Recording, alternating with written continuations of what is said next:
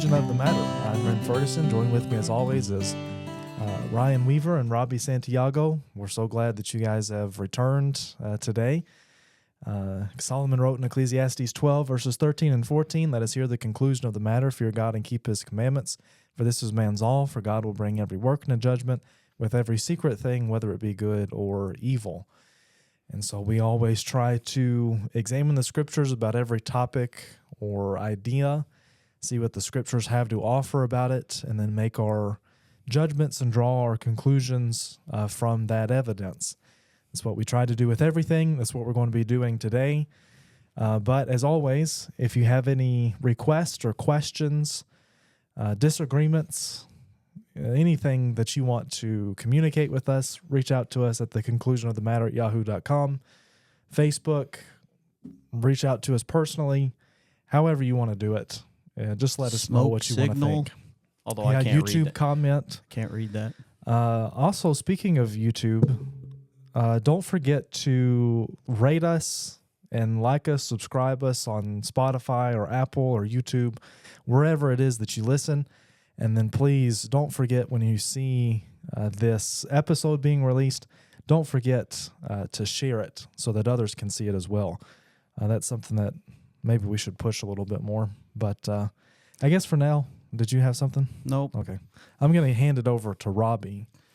He's going to introduce our topic for today. All righty. Well, Ren mentioned the comments and sharing and even emailing.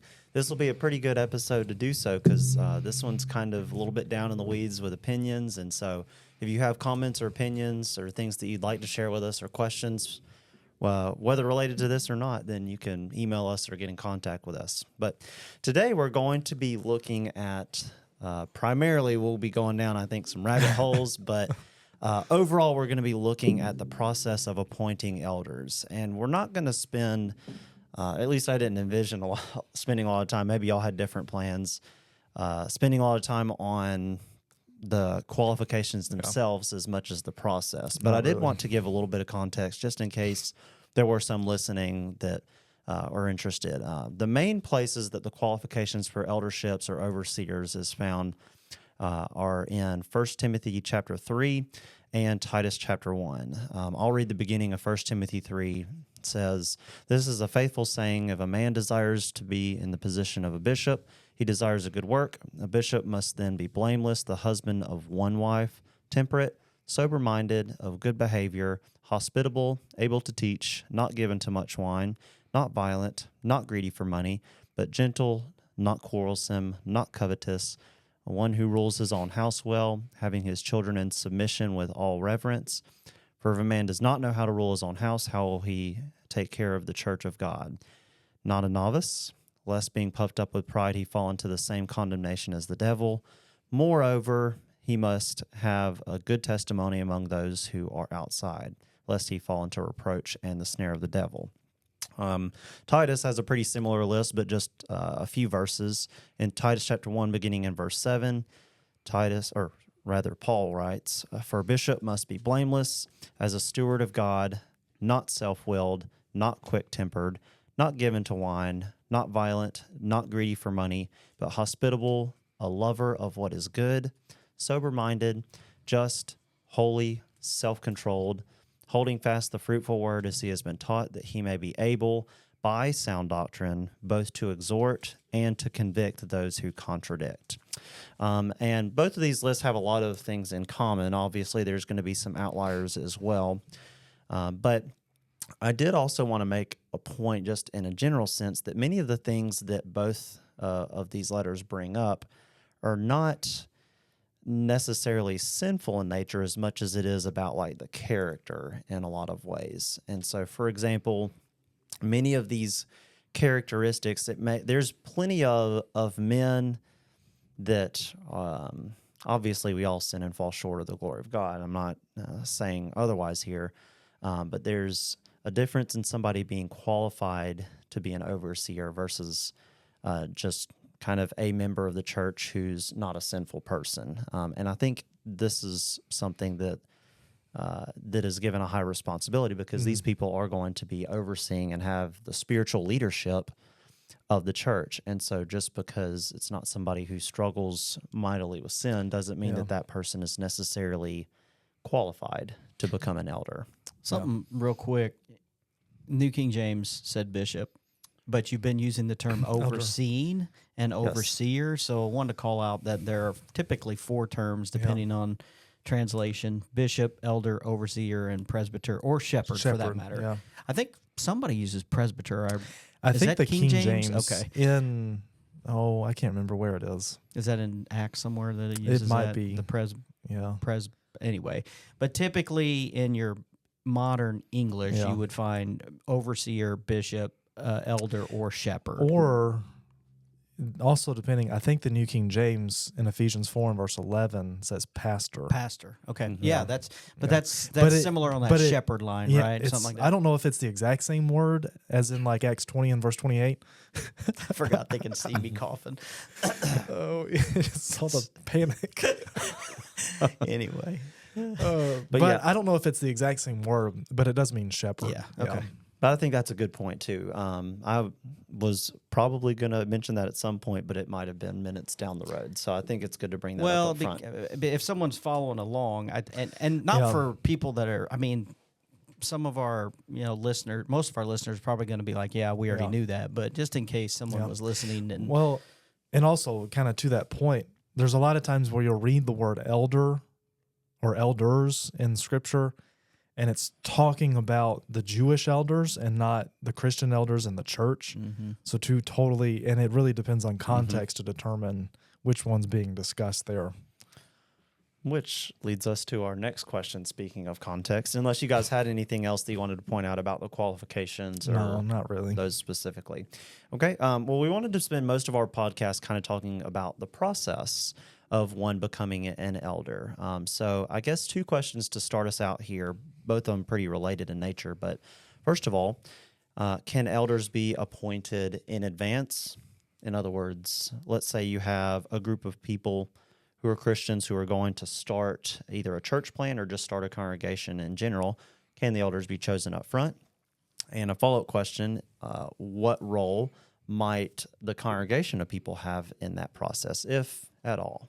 So what do you guys have? Depends. Yeah. The first one That's I a good would say answer. it depends is because you mentioned like starting a local starting a different congregation or whatever. It depends on if it's a whole bunch of newbies or a whole bunch of recent converts. Then I think the answer is probably not. Well, also, I would also say if you're doing a church plant, a bunch of recent converts isn't are not a good the idea, people. right? Yeah. Fair. I think that's a good point, but I think it. Again, if the person's going to start a congregation, they're probably not a novice. Yeah. But it doesn't mean they can be the only elder because There's always a plurality. Yeah, that's what I was going to say. The other right. thing, I don't know if we were going to get into that or not, but the other thing we can glean from the scriptures is it's typically plural. Yeah. So now sometimes you may see it in the singular, but it's like they don't accept the charge against an elder Or like, was it in 1 Peter 5 where Peter talks about how he's a fellow elder? Yes, exactly. Yeah. But again, I think it depends. I think that if it's a large congregation, which we chatted about this last week, right? And which is why this wasn't a scheduled item. This was one of our impromptus that came about by. And we probably spent 20 minutes discussing it last week before and after. You guys we recorded. discussed before because I thought you were talking to me about something I said in the office, and you were answering Robbie, and I was all confused. But anyway, if it's a large congregation that is going to start another congregation somewhere else, and they're taking, I hate to use the word taking, but volunteer members are going to start this. If some of the men are maybe already elders at this congregation, or they are, if we see qualifications, and number 2, they desire it. That's the other thing. It's like a man can be.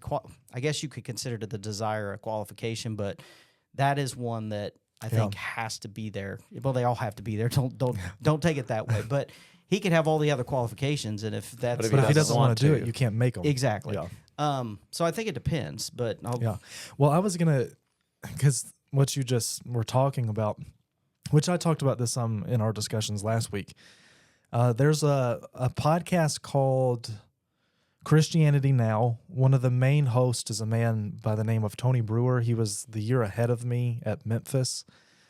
He preaches up in Toronto now, actually. Oh, wow. But he did a podcast with a guy named Preston Silcox, who is a minister in the Pensacola area. And I actually did, while I was at Memphis, we did a campaign for the congregation that he was presently working with. And apparently I learned listening to that podcast, they kind of used us to feel out different areas of where they might do their church plant.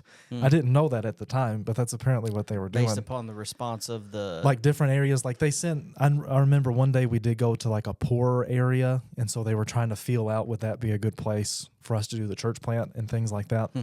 But, so they did a church plant, and he said in that podcast that when they decided to do the plant, they were, well, it had been in the workings for a while. They had been thinking about it for years, even before he became the minister there. But he said as far as their size, they were about 240 to 260 when they decided to do the plant. And I think he said maybe somewhere around like 50 to 70 members decided to go and to do the plant. It's a really interesting discussion if you want to look it up, because he gets into some things that we're not going to get into now. But one of the things that he did say is the congregation he was working for before was Margaret Street, and the congregation, the plant, was called Avalon. I think one important distinction that we do need to make is when we're talking about church plants, we're not talking about it in the sense that a lot of churches do church plants nowadays, where you have one main campus and then other campuses that branch off, but it's really the main campus that dictates everything.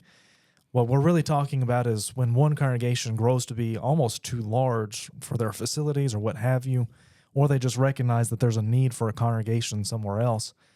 And so they allow members, and that's what Margaret Street did, is it was purely voluntary. That's what I would figure to have to be, though, right? I don't they think didn't try to I don't think you could make someone. You're going to now attend. Yeah, it was purely voluntary. Whoever wanted to be a part of it could. And so they were doing that. But obviously, when you do that, there are the biblical principles of autonomy, which I think is really what makes this discussion a lot more gray and blurry when it comes to some of these things. Because obviously we're not trying to do the thing that so many denominations do and so many other groups do, where it is one congregation that has like 3 or 4 others that it's all under the same system and under the same eldership even. Yeah, it's not like an umbrella church, if you will, that's over the smaller churches in the area. They're not breaking off, might not be the right word, but they're planting a new congregation that's going to be itself autonomous. So they are not going to be under the oversight. Once they begin their congregation, they will not be under the oversight of another church's eldership or leadership thereof. And I really think, honestly, which we talked about this some last week, there are some very, very large congregations. Like I mentioned Creve Hall in Nashville. They have over 1,000 members. And I'm not saying that Nashville needs another congregation, because we know there's one on every street corner in Tennessee. But I really like the idea of planting churches, because I think about, like in our area, I don't think Collinsville is at a point anytime soon where we'd be able to do something like that. But it would be, I think, amazing if we grew to the point where we realized, okay, maybe we have too many people, and we could instead plant a congregation in one of these communities that's somewhere in this area where there's no real representation of Christ. I think that would be amazing, but it has a lot of logistical issues and things like that come along with it. I'm trying to tread carefully here on the size of Collinsville is not what it was even pre-COVID, I'll say. But I can see a difference in the congregations that I go preach at or visit that are, I'll say, 30 to 65 members. And this is this is a microcosm of what you were talking about. It's easier to know the 30, the 50 people than it is even to know the 120 to 130, 150. I mean, getting that relationship, you can know them, but are you going to really know them? You know what I mean? I think it's harder the more people you have, to your point. It is, definitely. I don't want to say they're too large, but I mean, can you really have that? But and you can't. I hate to say it's not my place to say it's wrong, but I do feel the family unit is better. The more people you have, the more prone you are to develop cliques and things like that. But on the other end of that too, having a congregation that is too small poses a lot of issues, especially from a financial standpoint of what you would actually be able to do and the work you'd be able to accomplish. Who does all? I mean, unfortunately, the church deals with the 80-20 rule a lot. 20% of the people do 80% of the work, and 20% of 40 is less than 20% of 100. You know what I mean? Which in that church plant that Preston Silcox was talking about in Pensacola, he said that a lot of the people who decided to go with the plant were part of that 20. Yeah. And then, but in one way, that was kind of a good thing, because then it caused other people to step up and do the work at Margaret. Yeah. Okay. See, that's because there were other people that were willing and were capable to step up. But it is kind of like, well, if you have a teacher that's been teaching the same class for the last decade, it's like, okay, well, that's their class. Like it's in our minds, it's almost like it's theirs. And, you know, whether that's right or wrong, you know, that's another discussion. Yeah, agreed. And so is the size of the church. I didn't mean to go off on that tangent, but I do feel that the family size can affect the relationship. Yeah. I mean, to your point, the more people you have, the more disagreement. I mean, you can have a disagreement with small, but the more opinions you're going to have, the more, you know what I mean? But, right. And I think with this whole conversation, there's so much that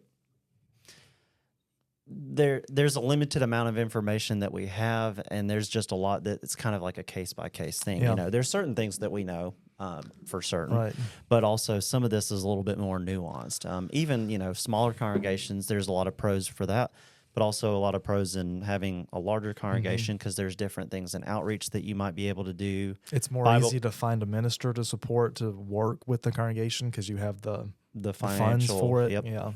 So there's pros and cons to both. We're not saying one way or another, but absolutely, like if we're going back to kind of the original purpose of the church, then a lot of times we see that in a lot of ways materialize more in small congregations that are a little bit more closer knit and that do service together a lot more, because there's only a handful of them. So, you know, for example, if you miss a Sunday, you're probably going to be noticed a lot more if you're only worshiping with 30 people as opposed to, you know, 430 people.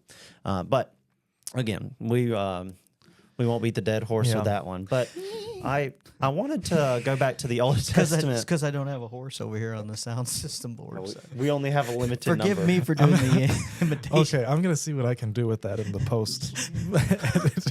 Did we answer the second question? We didn't answer the second question. No, we haven't even touched the first one that much, really. So it depends. Well, we kind of did. So ultimately, what role does the eldership and what role does the congregation have in the process of appointing elders? Well, in preparation for this, I tried to find every passage that discussed elders. I found, give or take, 15. And in most of those, there's numerous references to elders or shepherds, or maybe not, I shouldn't say most of them, but in some of them, there's multiple references. From what I could find, I believe there's 26 references in the New Testament in regard specifically to the office of an elder. I didn't go back through and count all of the references in mine, so give or take these. And in all of those, there is never at all any great detail whatsoever given to how they went about selecting and appointing those men. It just says that they did it. And that's kind of the tricky thing with this. And we were kind of going back and forth on our group text earlier that these are the kind of conversations that a lot of our listeners, I think, will enjoy, because, you know, it's a little bit more down in the weeds kind of thing. But I actually wanted to go back briefly to some, I guess you can call it a precedent, but kind of like a few things that I brought up from the Old Testament. In Exodus chapter 18, I was listening. One of my friends sent me a podcast. I don't remember the name of it though, but it's obviously not ours. The preacher's name was Dan. I remember that much. So it's about a 30-minute podcast, so it's not like a long listen. But he brought up a few of these verses here that I'm going to reference. And in Exodus chapter 18, beginning in verse 19, says, "Listen now to my voice. I will give you counsel, and God be with you. Stand before God for the people, so that you may bring the different difficulties to God, and you shall teach them the statutes and the laws, and show them the way in which they must walk, and the work that they must do. Moreover, you shall select from all the people able men, such as fear God, men of truth, hating covetousness, and place such over them to be rulers of thousands, rulers of hundreds, rulers of fifties, and rulers of tens. And let them judge the people at all times, that it will be that every great matter they shall bring to you, but every small matter they themselves shall judge. So it will be easier for you, for they will bear the burden with you. If you do this thing and God so commands you, then you will be able to endure, and all this people will also go to their place in peace." So we see somewhat, I guess, of an Old Testament concept. Precedent might not be the correct word here, where we see Moses that's given the direct, command or the direct instruction to kind of go throughout this process. And some of the language is similar to what we see in the New Testament, particularly, let's go to Acts chapter 6 in the New Testament. I figured we'd probably end up there at some point too, but some of the language is somewhat similar here. Now, here's the other thing. The context of all this really matters, because obviously these are separated by, a few hundred, if not 1,000 or 2,000, 3,000 or 4,000 years apart. So, because of that, it obviously also, different covenants. Well, also in Exodus 19, that's Jethro. And there's no indication. That's what I was just thinking. There's no indication that God, not to say the advice is bad by any means, but I don't know. He doesn't say that. It doesn't say now the Lord told Jethro to say. Yeah. That's where I'm like, this. But it was Jethro's advice to Moses, right? Yeah. Right. That's it was one of those. It's not wrong or right the way that you're doing it, but hey, this would be a better way to do it. Yeah. Right. And I agree. I'm just bringing this up for context. Is the only and reason. He's giving him advice on the type of people. Yeah. That's I think is where you're headed there. Exactly. And we kind of see again that like the type of people, we see this in Acts chapter 6. If you look at start in verse 3. "Therefore, brethren, seek out from among you 7 men of good reputation, full of the Holy Spirit and wisdom, whom we may appoint over this business, but we will give ourselves continually to prayer and to the ministry of the word." And the saying pleased the whole multitude, and they chose Stephen, a man full of faith and the Holy Spirit, and Philip, Prochorus, Nicanor, Timon, Parmenius, and Nicholas, a proselyte from Antioch, whom they set before the apostles. And when they had prayed, they laid hands on them. So we see kind of a similar type of clientele, I guess, if you will, that we see in Exodus chapter 18. The other Old Testament one quickly was Numbers chapter 27.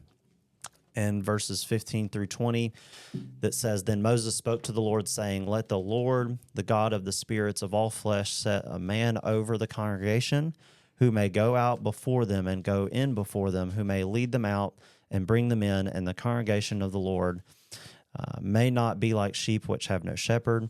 And the Lord said to Moses, Take Joshua the son of Nun with you, a man in whom is the Spirit, and lay your hand on him, and set him before Eleazar the priest, and before all the congregation, and inaugurate him in their sight. And you I'll give some of your authority to him, that all the congregation of the children of Israel may be obedient."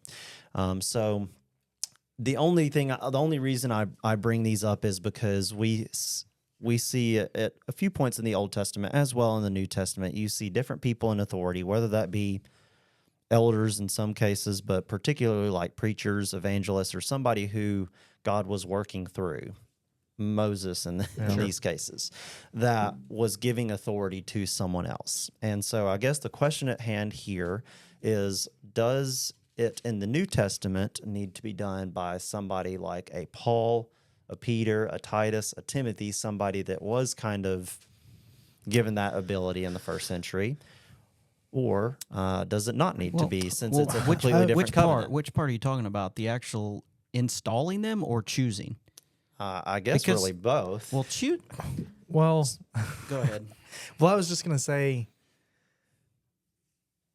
from a practical standpoint, in the selection process, for one, I mean, I think it's something that everybody could be involved in to some degree, but also, I guess, in the more specific aspects of it, of appointing those That's people, why I was separating the two. I think it would be best if you have the people who are spiritually mature to kind of have them lead the way. Because I remember I've heard stories of congregations who don't have elders, and so it's men's business meetings. Mm-hmm. And it's really chaos. It's chaos, and I don't mean any disrespect, but it's kind of ridiculous that some congregations, the way that they do it is the person who's been a Christian, devout Christian, faithful, very strong, been a Christian for decades, has the same influence as the 13-year-old boy that was just baptized when they make a vote for something. Because it's like he doesn't know. He's just going to vote whatever his dad or his grandfather does. Or if he doesn't like him, vote against it. But. And so it's like, I think you have to defer to, in some way, to the judgment of those that are more spiritually mature. Yeah.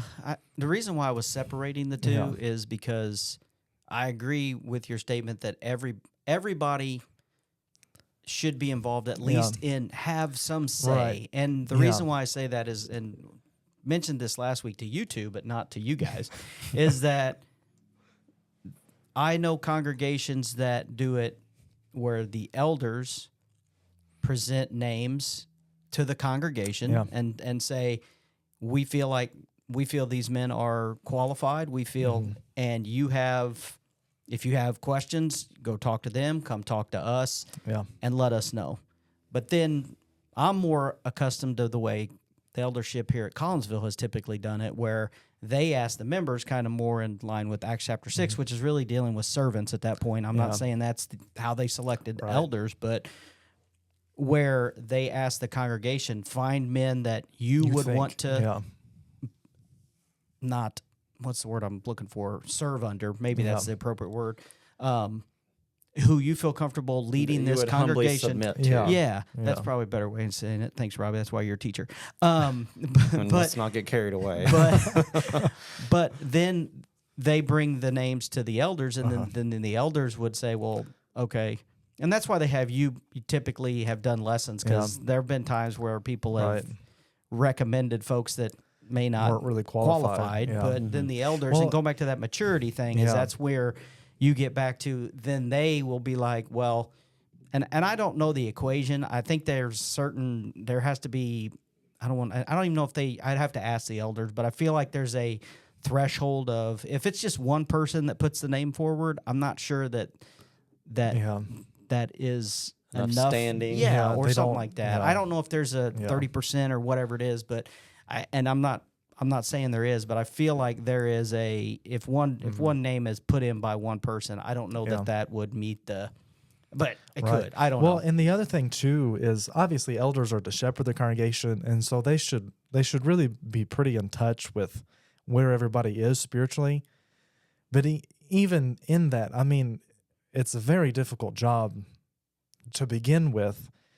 But I think it's good to get feedback from other people, especially those that might be closer to them, because they might know some things that the elders have no reason to know at that point. And so I think it's wise to get, like you're saying, to get that feedback from other people as well. Right. And I wanted to ask a kind of follow-up question about Acts chapter 6 in particular.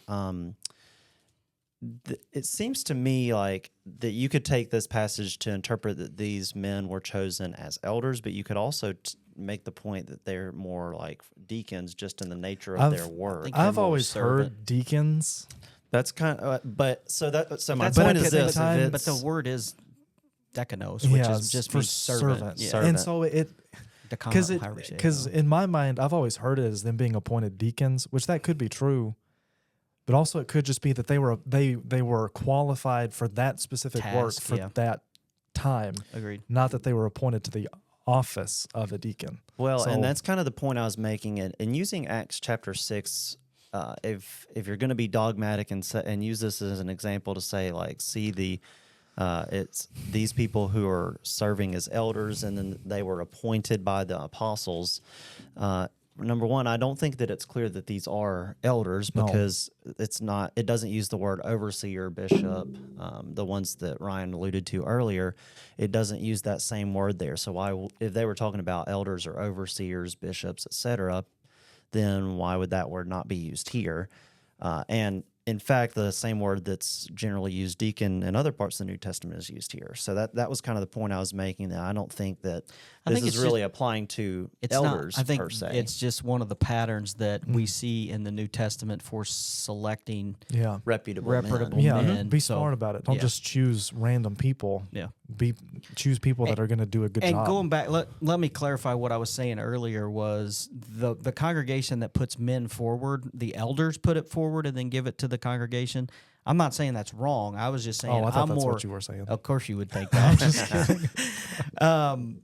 I'm more accustomed to, and that's because that's what I've seen here. So, but again, like you're saying, it's not right or wrong either way. Yeah. Yeah. Well, that's kind of like the purpose of having this podcast is like, this is what method this congregation uses. This is the one that another congregation uses. And, the process, it's kind of, there's not a lot about the process in the New Testament. But I think there are ways that you have to be careful of. I just can't walk in and say, I'm an elder. You know what I mean? Right. I think there are, just because there's not a specific one, there are some pretty good examples of how it was done. Well, and then there's kind of getting to the examples of Timothy and Titus. Even today, there are examples I know of personally where a guy began working with the congregation. They didn't have elders, but he was the full-time minister there. And the example I'm thinking of, I think he's been there for 6, 7, 8 years, something like that. He's been there for a while. And that whole time he's been trying to work with the men to get them to the point where they're ready to step into that role. Because in that scenario, it would be very easy to slip into the more pastoral system where, we have a full-time minister. He's the guy that just kind of takes care of everything.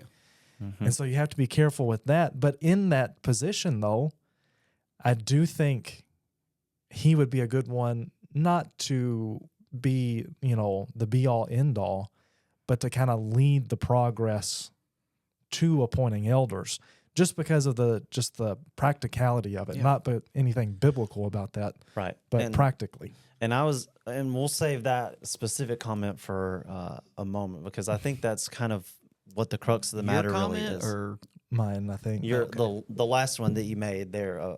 But anyway, I wanted to ask kind of a follow-up question too, though. So this guy is a teacher. He's giving a test. I mean, yeah. Well, it's question number one. And he did not give us hardly any of these questions ahead of time. No, not specifically, at least. Well, you also complained when I did give it to you. Granted, there were like 50 screenshots. I have a job, Robbie. I can't.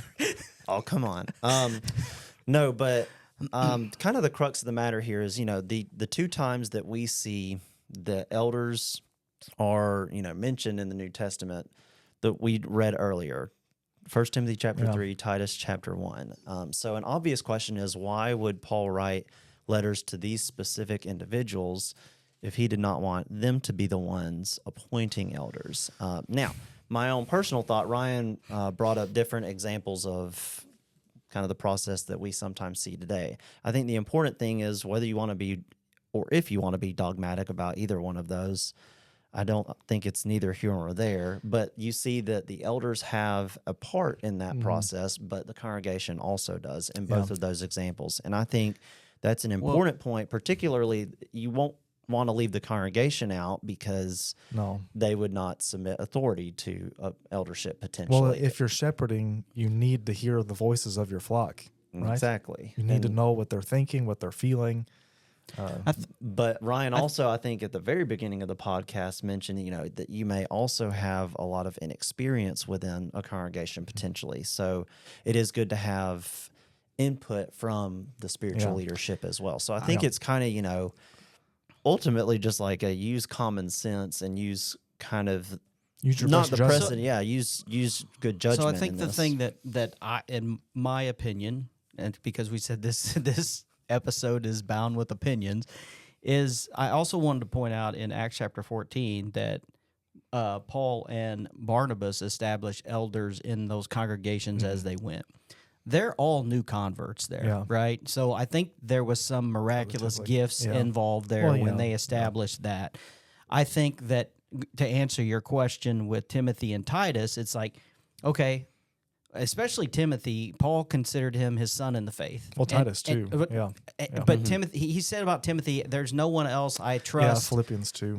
With the churches. Well, that's the RPV. The Ryan version this time. But Paul couldn't be everywhere, and that's why we see in different places. I think you read it there in Titus, didn't you? That the fact that he left him in Crete to put things in order, establishing elders, right? But he couldn't be everywhere, so he is giving them as mature Christians. And I'm not saying they could have very well, Paul, depending on where they were, Paul could have given spiritual gifts to someone in that congregation. I think he might have already established eldership. I don't know, but I think he's passing it on to the people that he feels will do the job. And remember, this is the first century. Everybody's a new convert to a certain extent. Right. Go ahead. I was just going to say, to kind of piggyback off of what you were just saying, Timothy and Titus were two men that Paul trusted, and they had been with Paul on journeys. They had been trained by Paul. So again, not necessarily from a scriptural standpoint where the preacher has to do it, but from a practical standpoint, I mean, would you want Timothy helping lead the charge on appointing elders, or some guy that was converted last month?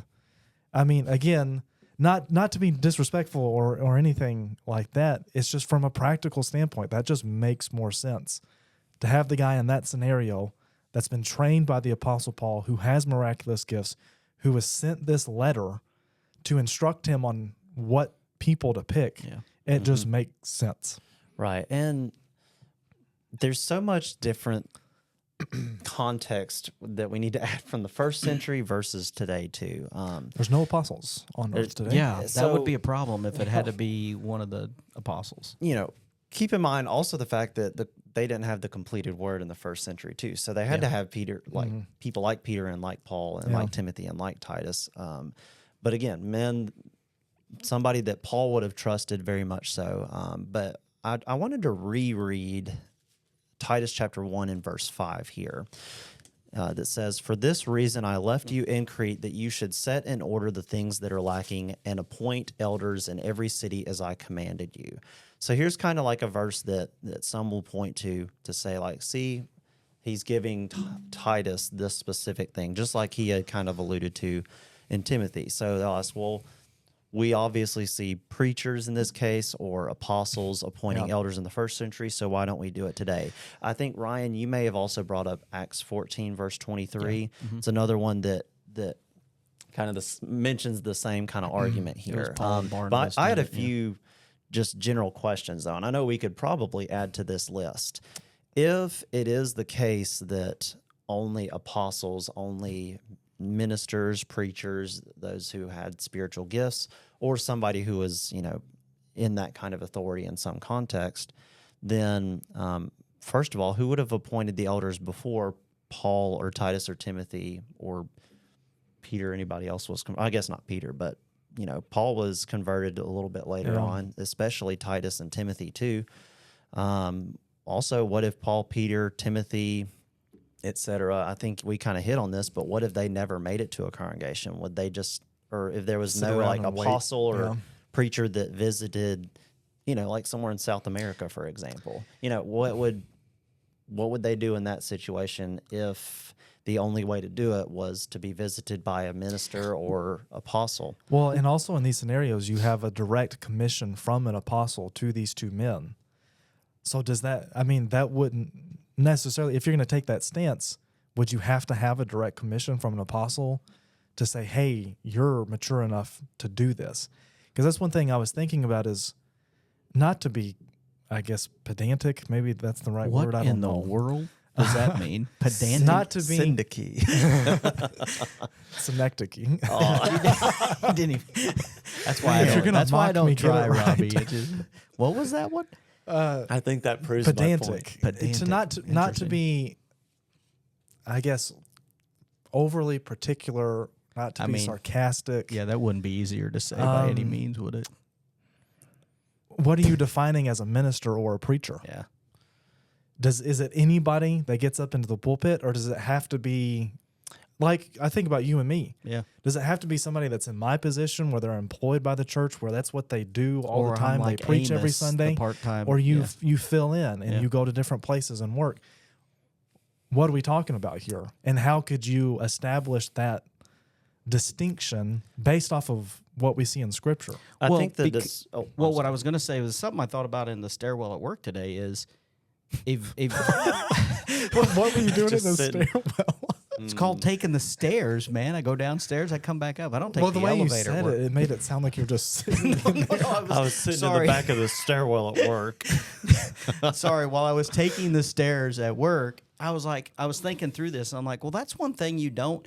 An evangelist is a position, but we don't see qualifications. I mean, other than outside of like the definition of the word, or presenting the teaching, right? Yeah. And it's like, okay, so back to your question, how do you determine who? If you're going to say that, who is it? Because there's some congregations that I know they don't believe in having a located preacher that fills my type of position.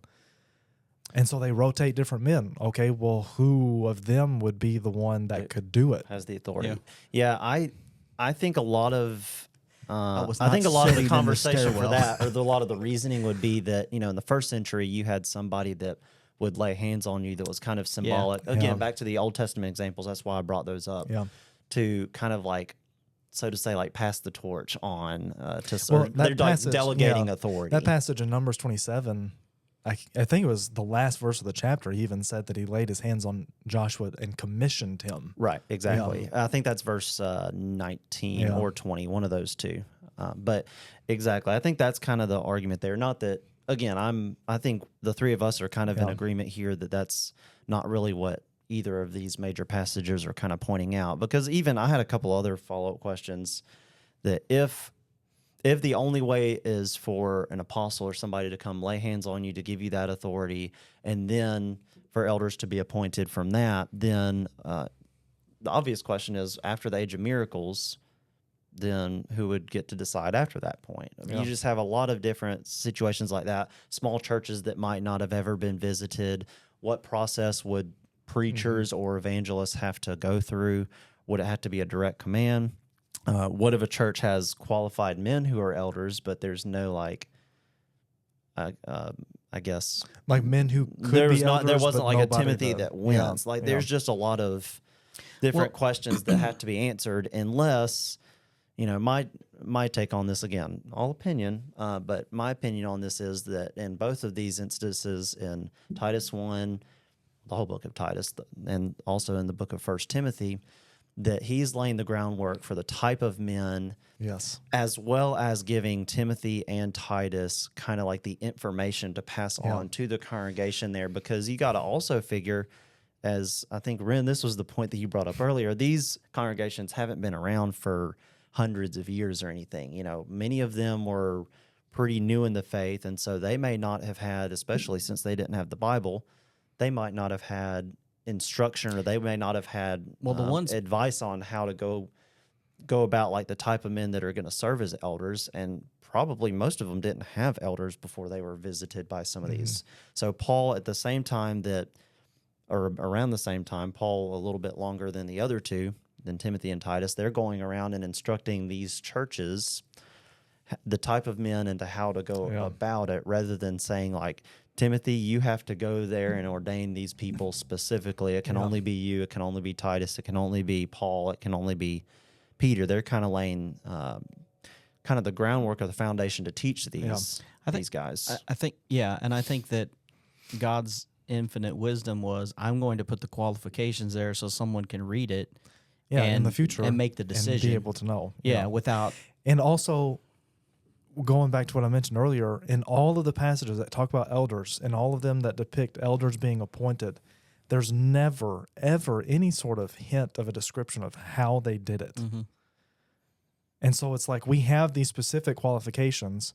We don't have any real description of the process that they used in appointing those men. And I think, as you just said, God's infinite wisdom, he's leaving that up to our discretion. To the autonomy of... Well, yeah, and because each congregation is different. You might be in a congregation where you have a minister that can help lead, that you have a Timothy or you have a Titus, or maybe you're in a congregation that doesn't have that, but you still have spiritually mature men who are working with the congregation. I think he leaves some latitude with some of those things for us to be able to decide what would be best for the congregation where we are, and not giving us a specific method that has to be used in appointing them. I think the same logic people use all the time with the Great Commission. You know, he said, go and teach. Oh, yeah. Doesn't mean we got to walk there. Yeah. You know, there's all kinds of transfer. And now we have this worldwide interwebs where or TV, you know, all this just on your phone. I mean, podcasts like this. I mean, it's like we can teach in various modes. It's not that we have to literally walk there. It's the latitude of using your freedom, I'm going to say, to follow the outline. Yeah.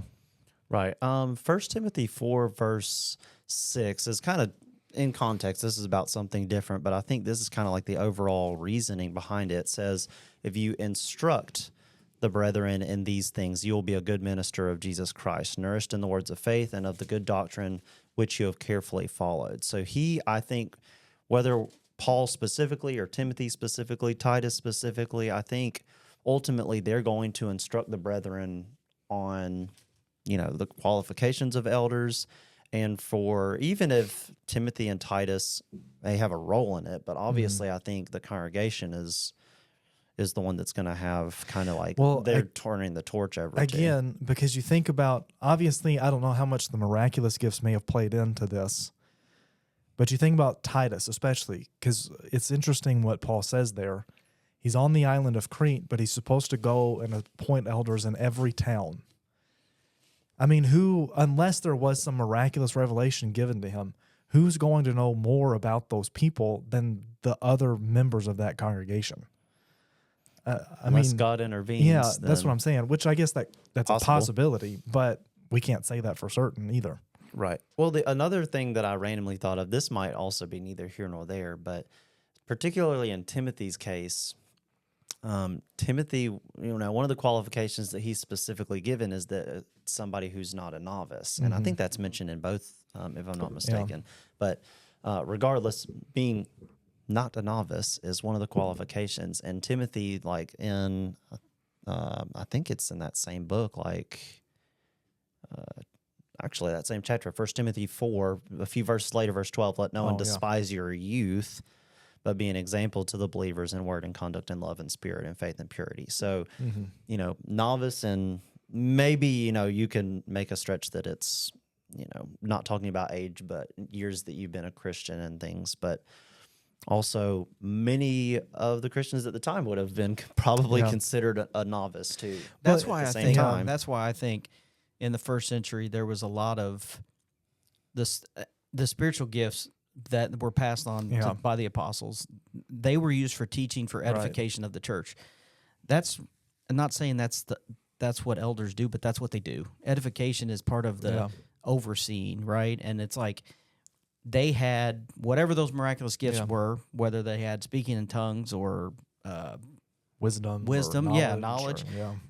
I think that had to play a part in, at least in Acts chapter 20, where Paul has converted all these, and he comes back through, and he's appointing elders. Not to say the congregation didn't provide input, but they're still, quote unquote, pretty immature in the faith, I would think, at least from a time frame. That's why I think there was miraculous help for those men, but I don't know. You know what I mean? Because they hadn't been Christians very long. Right. Yeah. I'm looking something up real quick. Y'all keep. What? He's trying to prove me wrong. Yeah. No, I'm not. He's trying to figure out how he can prove you wrong. I had a kind of follow-up question with that, though. And what role does things like laying on of hands have on this? Like we saw that in Acts chapter 6 there, but we also see it in other places. Primarily, people go to Hebrews chapter 6, verses 1 through 2. But it's also mentioned in 1 Timothy 4, verse 14. But ultimately, these evangelists, there were certain men that were given the power of miraculous ability that could lay their hands on people and give them that same ability in manners that Paul could, for example. What role, if any, do you think does that play into men being appointed as elders? Do we see that in Titus 1, verse 5? What do you guys think? I think that I was distracted trying to look this up. So what role does like laying on of hands play? I think in the first century, I mean, you always have to take the miraculous into consideration. But then also context has to be taken into consideration. And so there are times, obviously, like in Acts chapter 8, where it is definitely more miraculous in nature. Peter and John come to Samaria, yeah. But then also, like, I think about it's in 1 Timothy here. I think it might he even just be in read chapter 4 and verse 14. Yes. Yeah. Or I just mentioned it. Because the thing that this one's a little tricky to me, because it's possible that Paul was a part of that in verse 14, and it's possible that at that point Paul did impart a miraculous gift to Timothy. But the other part of this is the council of elders. Unless that included apostles, they could not have given him miraculous abilities. Going back to Acts chapter 8, it was only by the laying on the hands of the apostles. So then it would have been, I mean, it could have been a combination of the two if there were apostles and elders together. I think going back to your original point, the context is it could be just the commissioning. Yeah, it could be. Yeah, definitely. Because there's nothing that suggests specifically we don't really that Paul do that was today. there. No. Right. I mean, to me, that's kind of like the handshake they do up front. It's a cultural thing. Yeah. Right. And but that's an important thing. Like, did you find out what you were trying to find? I did. Prove me wrong. Well, I wasn't trying to prove you wrong, but what you said just sparked something in my mind, because I was thinking about the church at Rome, and when Paul writes to the letter to the Romans, it was possible that congregation was established on the day of Pentecost when the Romans came to Jerusalem, when the Jews from Rome came to Jerusalem. And so it's possible that at that point the congregation had been 20 to 30 years old. Yeah. And so I was looking up Ephesus, and from what I could find, roughly the congregation was probably established somewhere between 15 and 20 years after the death of Christ.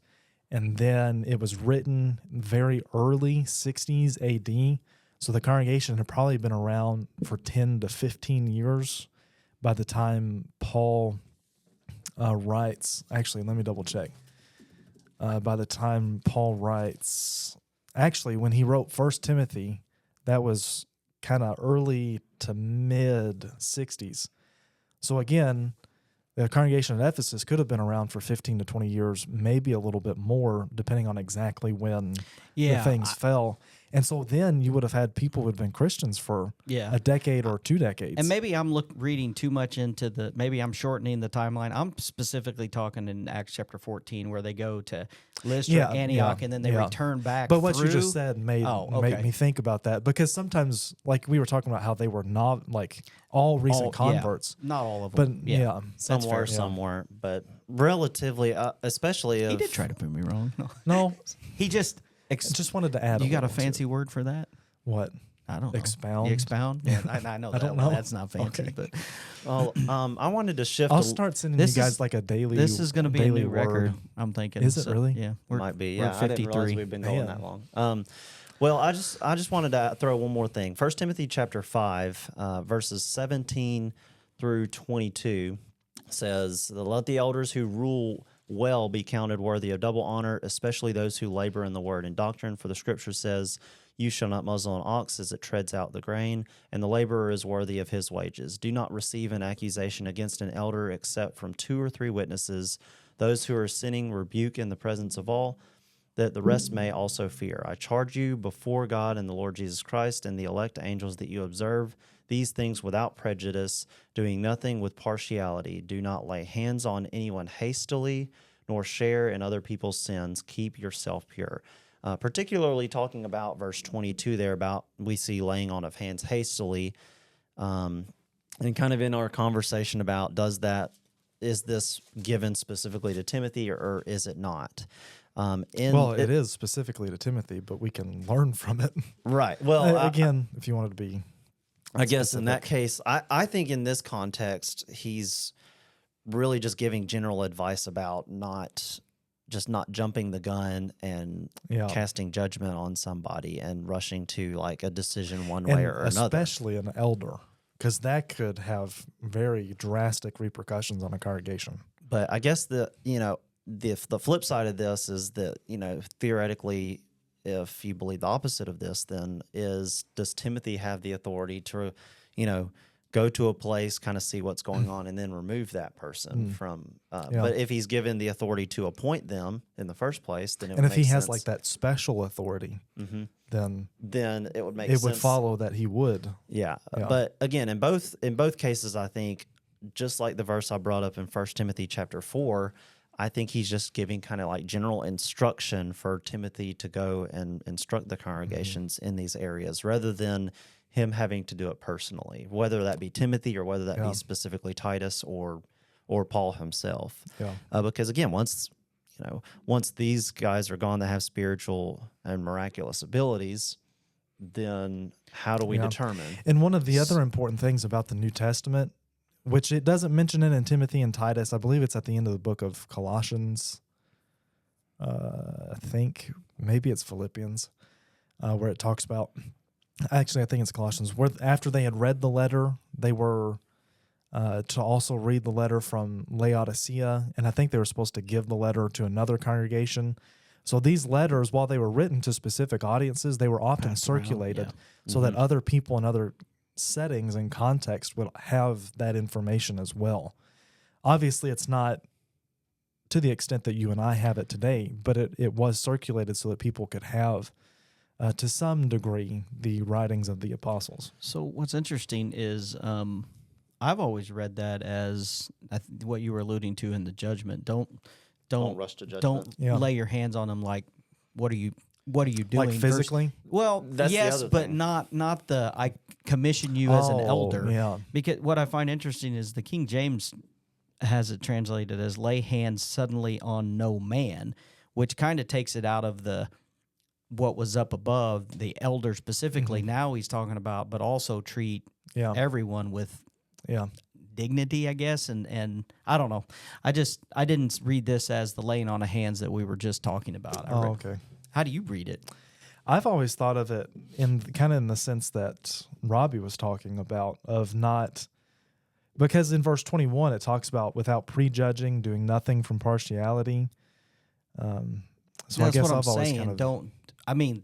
Not commission lay on hands. I'm talking about lay like hands, removing, like rebuking them. That's what I'm talking about. Yeah. As in, not necessarily removing them from an elder position, but like just come and get on their case about it. Yeah, that's what I've well, always. earlier in the chapter in verse 1, he says, "Do not rebuke an older man, but encourage him as you would a father, younger man as brother." So he is giving advice on how to handle those situations.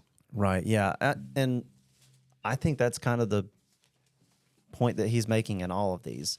There's an obvious question why he would give this particular task, so to speak, to Timothy and Titus as opposed to just writing it to like a congregation or to like, Ephesus or Galatia or Colossae or what have you. But also, like, Ren, your point about them circulating, I think is an important one. And I think that's kind of like the point of most of the New Testament, whether we're talking about him writing a letter to a church or to an individual or even the Gospels themselves. It's so that even us today, we can learn kind of those basic principles and kind of figure out what needs to be done based on those things.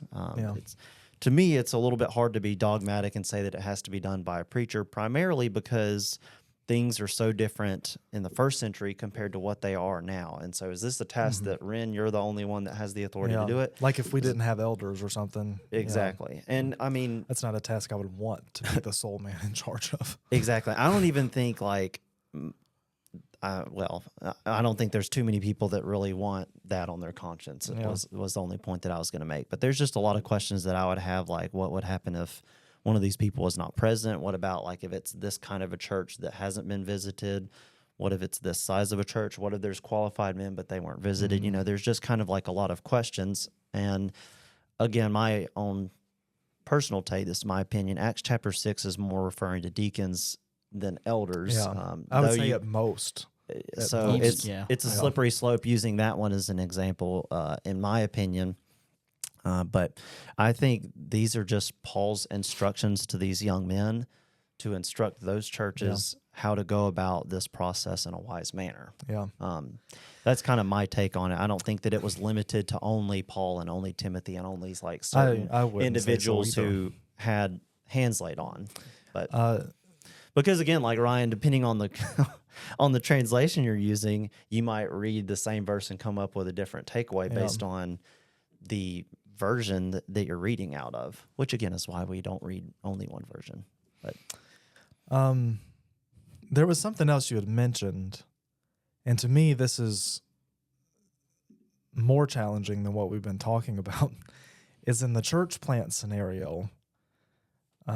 How do you go about establishing elders then? And specifically, do the elders of the first congregation have the ability, the freedom, the authority, whatever you want to call it, to appoint elders of the other congregation?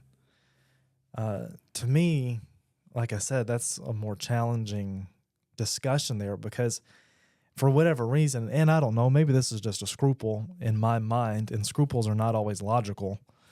To me, for whatever reason, that seems to blur the lines of autonomy more than a Timothy or a Titus traveling to places and staying with them and helping them to appoint elders. Again, I'm not saying that that's logical. I think they can help with the process. I think it could. Yeah, and that's what I was going to say. My opinion would be, I think it would be best if they did help for it to be like in an advisory role. Yeah. Instead of like a legislative type of role. This is who you're choosing. Yeah. This is who you get. Yeah. Now, I think we mentioned earlier, if one of the elders from said planter church was going, I can't just do one. Or if one elder was going, but then there was another man who was appointed and they agreed, and But going back to that church plan I was talking about earlier, that's kind of how they did it.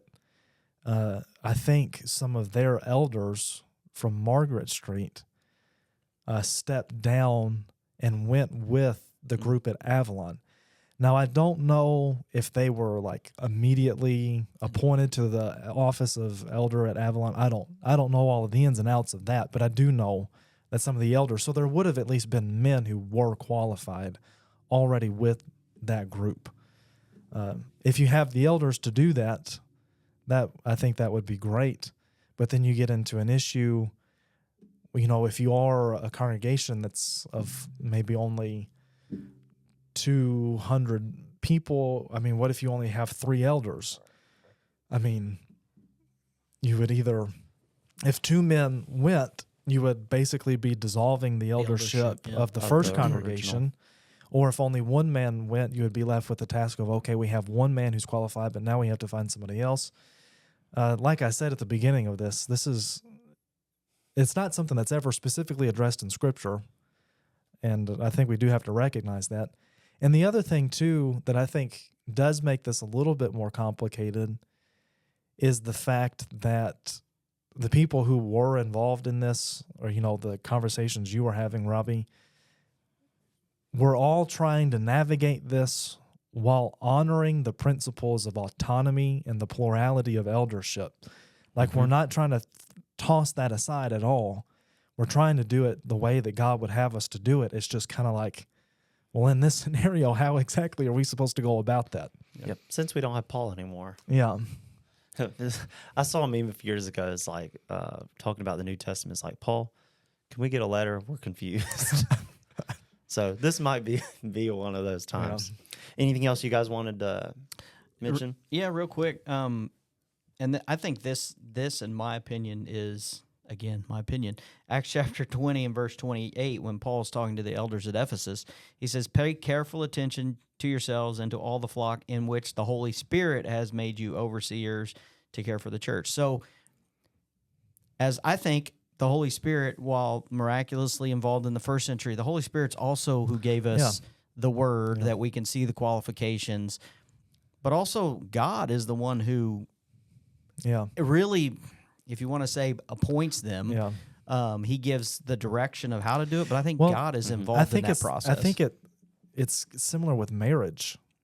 We have different laws, different customs, different cultures that we follow in order to enter into marriage. There's no one set thing, but God defines what marriage is, and we have to meet those requirements and whatever legal requirements, and then God recognizes that marriage. So in the same way, he gives us requirements of who has to be, or not has to be, but who can become an elder. And when we meet those requirements and we, do whatever needs to be done to appoint that person, I think, like you're saying, God recognizes that person as an elder. That's all. Because it says there that... What are you thinking? What's that? You're smiling. What are you thinking?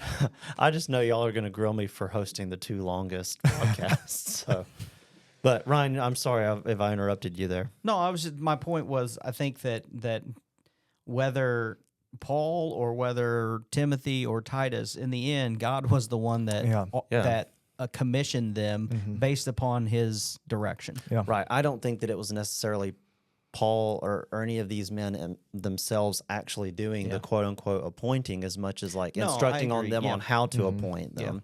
Now, if they were a member of the congregation, just like we see in churches today, there's usually a role with the congregation that plays in this, as well as spiritual leaders or elderships or what have you. Obviously, we don't have people like Paul and people with miraculous ability today, so it's a little bit different, which is why we have to kind of, struggle with questions like this. Anything else you guys wanted to add on? No. Yeah. Well, this one was fun. I like questions like this. this. This was enjoyable. So if you have other, go ahead. I was just going to say, and give us a little bit of grace in this discussion, just because this is something that the scriptures are not clear on. And there were things, we talked about, we were just, kind of off the top of our head discussing maybe some things we haven't fully thought out, maybe as much as we could. I know we've thought about it, obviously, but there's still a lot more to think about. In the stairwell. Yeah, in the stairwell. And so if you have any comments or thoughts, feel free to let us know what those are, as long as they're nice. No, I'm just kidding. But I was going to say the same thing. In all seriousness, if you guys have more that you'd like to contribute to the conversation, you can email those to us or comment on YouTube or comment on Facebook. Share this video. Again, there seems to be a lot more questions than answers when it comes to this, just because, there's several hundred years in between the two, and the spiritual gifts are different now than they were then. So that's kind of makes things a little bit different, and every church, even whether we're talking about then or now, has kind of its own unique things that need to be considered. But I guess as much as can be for this topic on the process of appointing or not appointing elders, then you can consider this the conclusion of the matter.